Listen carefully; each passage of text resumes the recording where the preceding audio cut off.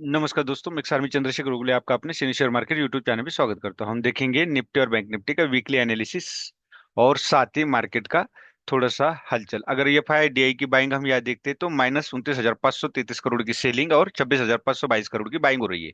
ऐसी बात नहीं, थोड़ा सा डिफरेंस है माइनस का, लेकिन बराबर की बाइंग और सेलिंग चल रही है। फिर भी पैसा बाहर जा रहा है, जो कि इतनी मात्रा में कभी नहीं गया। तो ये पिछले महीने का आपको याद ही होगा, 1 करोड़ 1,14,000 करोड़ की सेलिंग हुई है, अभी 29,533। अब निफ्टी का अगर हम यहाँ पे देखते हैं तो जो वीकली कैंडल है वो बुरी तरह बेरिश है। जो मैंने आपको 23,800 का जो सपोर्ट बताया था, वो ब्रेक करके उसके नीचे क्लोजिंग दे, उसके नीचे क्लोजिंग दे। इसका मतलब क्या होता है, जो सपोर्ट होता है वहां पे बायर्स एक्टिव होते हैं, लेकिन फिलहाल बायर्स वहां पे एंट्री किए नहीं, इसलिए जो सेलर्स थे वो सीधी रास्ते से, जो डाउन साइड का उनका रास्ता है, उस रास्ते से निकल पड़े। अब यहाँ पे उसका जो सपोर्ट है, यहां से अगर वन डे के कैंडल में मैं आपको दिखाऊंगा क्या होता है। फिलहाल वीकली में हमें सपोर्ट कहाँ नजर आता है, एक पॉइंट यहाँ पे था, उसको ब्रेक कर दिया है। अब दूसरा पॉइंट यहाँ पे, अगर यहाँ से ये सपोर्ट लेता है तो वेल एंड गुड, वरना दूसरा पॉइंट फिर यहाँ पे आएगा RSI का। RSI बहुत ही इंपॉर्टेंट रोल प्ले करता है। अगर जिसका RSI पे स्टडी होगा या होगा तो वो उसको अच्छी तरह उसका इंपॉर्टेंस जानता है। तो मैं RSI पे भी उतना ही भरोसा करता हूँ जितना चार्ट पे। तो ये याद रखिए। अब वन डे की कैंडल में आप यहाँ पे वनडे की कैंडल में क्या दिया है, डोजी। ये डोजी कैंडल है, अगर इसका हाई ब्रेक हो सकता है तो हो सकता है अपसाइड जाने की संभावना हो, लेकिन आपने तुरंत एंट्री नहीं करनी है। अगर ये ब्रेक होता है तो भी इंट्राडे की बात अलग है, लेकिन मैं इन्वेस्टमेंट के लिए आपको ये बता रहा हूं। तो जब तक ये ट्रेंड लाइन ब्रेक करके ये अपसाइड नहीं जाएगा डब्ल्यू पैटर्न बना के, तब तक आपने इससे दूर रहना है, फ्रेश बाइंग से।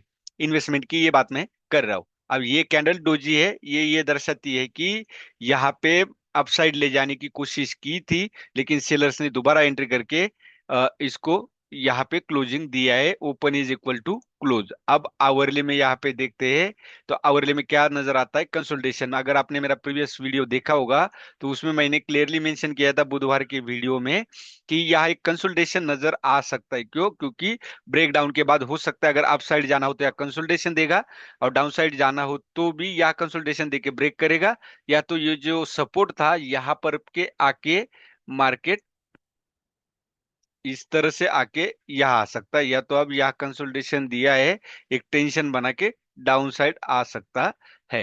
अब एंट्री के लिए मैं बैंक निफ्टी में आपको दिखाऊंगा कि एंट्री कहाँ पे करना चाहिए था। यहाँ पे भी देखोगे तो ये जो ट्रेंड लाइन मैंने बोला था, इसका रिस्पेक्ट सपोर्ट का करता ही करता है। थर्ड टाइम है तो यहाँ देख सकते हो, दो बार सपोर्ट लेने की कोशिश की, लेकिन बायर्स में इतनी दम नहीं था कि सेलर्स का जो रेजिस्टेंस था उसको ब्रेक करने की, और सपोर्ट ब्रेक हो चुका है, यहाँ बायर्स कमजोर हो चुके। अब ये जो ट्रेंड लाइन है ब्लू, इसका सपोर्ट भी यहाँ ले सकता है। अब अगर मैं यहाँ RSI का देखूं तो ये सपोर्ट जो था, इसको सपोर्ट लेकर के अपसाइड जा सकता है, मतलब इसको थोड़ा सा ब्रेक करके अपसाइड जा सकता है। इस जो ब्लू लाइन है इसका भी सपोर्ट के ऊपर यहां से मार्केट वापस घूम सकता है। ये हो गया। अब ये अगर ब्रेक होता है तो आपको क्या नजर आता है, यहाँ पे डबल बॉटम, मतलब यहाँ एक सपोर्ट लेना ही चाहिए, थोड़ा सा बाउंस मार के फिर डाउन आ सकता है। आपने तुरंत एंट्री नहीं करनी है, डे का देखना है। अब वनडे में भी आपको क्या नजर आता है, यहाँ पे सेम डोजी कैंडल बनी है, सिर्फ वो रेड थी और ये ग्रीन है। मतलब क्या, वो ओपन अप साइड हुई थी, क्लोज डाउन साइड दी है, और यहाँ ओपन डाउन साइड हुई है यहाँ नीचे, और क्लोज अप साइड दी है। तो सॉरी, यहाँ ये इन्वर्टेड है, हमारा डोजी नहीं है।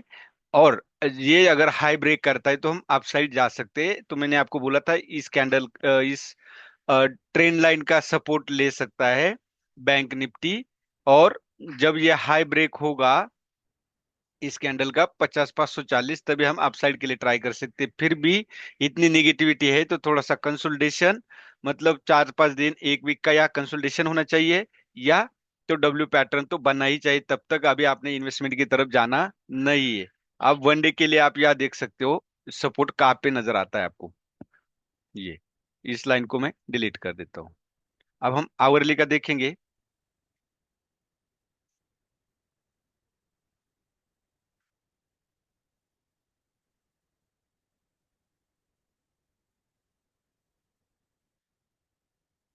आवरली में अगर हम यहाँ देखते हैं तो एक छोटा सा कंसोलिडेशन मुझे यहाँ पे नजर आता है। तो अभी यहाँ पे आवरली में कोई क्लियर नहीं होगा हमें कंसेप्ट, क्यों? क्योंकि जो सपोर्ट था ये ब्रेक करने के बाद, यहाँ का भी सपोर्ट जो ब्रेक करने के बाद उसके नीचे क्लोजिंग दिए, मतलब क्या है कि थोड़ा सा सेलर्स हावी है मार्केट में। तो 5 मिनट में हम याद देखेंगे कि हमारा ट्रेड कहाँ पे बनता था, क्योंकि सबसे बड़ी बात होती है सबको इंट्रा डे करना है और वो एंट्री करनी कैसी है।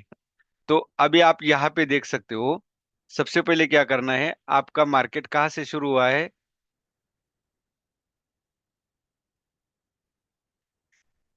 इस ग्रीन कैंडल से, ठीक है। इस ग्रीन कैंडल से आपका मार्केट शुरू हुआ था सवेरे का। तो मतलब क्या, यहाँ रेजिस्टेंस बना हुआ था। प्रीवियस रेजिस्टेंस का था, यहाँ पे था। तो हमारा काम है ये ट्रेंड लाइन सीधा उठाओ और यहाँ पे लो इस रेजिस्टेंस पे। तो यहाँ आप देख सकते हो क्लियरली एम पैटर्न बना है, यहाँ पे भी एम पैटर्न बना है। तो इसका मतलब ये जो डोजी कैंडल थी, इसके नीचे हमने सेल करना था। तो आपको एक बढ़िया सा मूवमेंट यहाँ पे मिलता है, मतलब आपको आरएसआई का भी साथ लोगे तो बहुत ही बेटर आपके लिए रहेगा। अब सेकंड ट्रेड कहाँ बनता था, तो यहाँ थर्ड टाइम अटेम्प्ट हुआ था। तो आप यहाँ पे भी एक ट्रेड करके छोटा मोटा पॉइंट ले सकते हैं। तेज मार्केट में यही बताता हूँ, अप साइड या डाउन साइड मूवमेंट कितना देगा किसी को नहीं पता है, लेकिन हमारी एंट्री जो है राइट होनी चाहिए। तो यहाँ क्यों एंट्री करना चाहिए? क्योंकि 2 बार रेजिस्ट हो चुका था, तो थर्ड टाइम भी रेजिस्ट होता ही होता है। 90% प्रोबेबिलिटी मैं अपने एक्सपीरियंस पे बता रहा हूँ। और स्टॉप लॉस हिट होता है तो छोटा सा यहाँ पे स्टॉप लॉस हमारा हिट हो सकता है, लेकिन आपको एंट्री तुरंत यहाँ करनी चाहिए। वो अब डाउन जाएगा नहीं जाएगा वो मार्केट का काम है, लेकिन हमारी एंट्री कुछ स्ट्रेटेजीज होती है उस पे होनी ही चाहिए। सोचते सोचते मार्केट एक फास्ट मूवमेंट डाउन या अप साइड देता है और हम तब एंट्री करते, तब तक हमारा जो मूवमेंट था ऑप्शन प्राइस का वो हो चुका होता है। तो ये था। अब कल के लिए 50,356 ये ब्रेक होता है तो आप थोड़ा अपसाइड जा सकते हो, लेकिन आपका टारगेट जो है 50,540 मतलब 200 पॉइंट का ही होगा। और डाउन साइड के लिए अगर 49,900 ब्रेक होता है तो आप यहाँ दोबारा ब्लड बाथ देखने को मिल सकती है। यही बैंक निफ्टी का था एनालिसिस। अब कुछ सेक्टर्स है जहां हमें अ, नजर रखनी है इन्वेस्टमेंट के लिए जब मार्केट का डाउनफॉल रुकेगा। तो एक सबसे पहले एफएमसीजी जो है, इस पे हमने नजर रखनी है।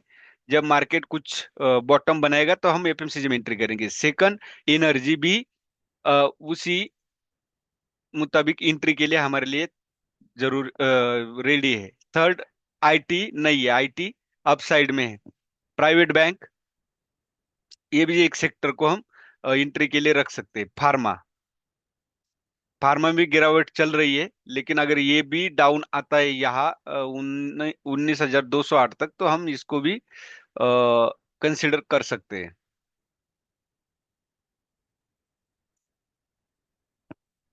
एक ऑटो है, ऑटो भी यहाँ देख सकते हो। ये सपोर्ट जो प्रीवियस बायर से एक्टिव हुए थे 22,099 मतलब 22,100 से, तो इसको भी हम एक बाइंग के लिए कंसिडर कर सकते हैं, तुरंत नहीं। सेम डब्ल्यू पैटर्न अभी इंतजार करना है।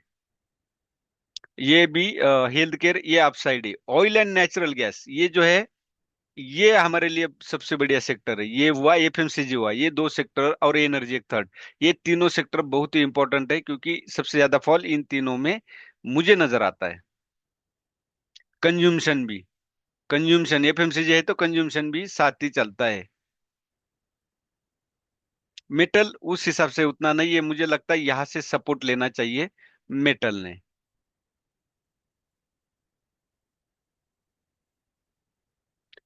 इंफ्रा भी अभी भी और थोड़ा सा डाउन आना चाहिए।